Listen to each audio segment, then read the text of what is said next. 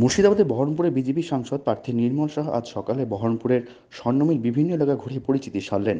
তার কথায় বহরমপুরবাসীরা সকলেই তাকে চেনেন, তবে এই যে নতুন একটা দায়িত্ব নিতে চলেছেন সেই বিষয়ে সকলকে অবগত করতেই তার পথে নামা।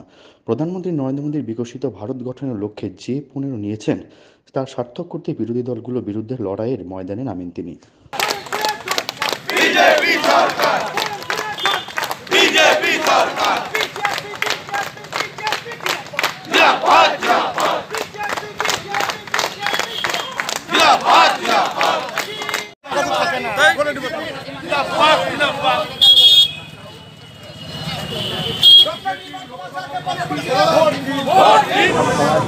আমাদের আজকে গোড়াবাজারের আমরা আরম্ভ করেছি রামকৃষ্ণ পরমহংস, ওনাকে প্রণাম জানিয়ে ওখান থেকে আমরা স্বর্ণময়ী বাজার, সুতির মাঠ এলাকা, উকিলপাড়া হয়ে আমরা জজ কোর্টের মোড়ে এখানে আমাদের আজকের পরিচয় পর্ব আমরা শেষ করতে চলেছি।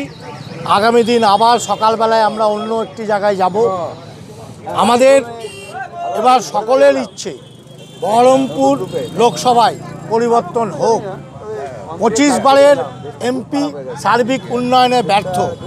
আমরা চাই প্রধানমন্ত্রী নরেন্দ্র মোদীজির সমস্ত প্রকল্প তুলে ধরার জন্য যোগ্যতম ব্যক্তিকে লোকসভায় পাঠাতে। তাই ডক্টর নির্মল সাহার সমর্থনে আমরা আজকে বিভিন্ন এলাকার প্রচার সারলাম।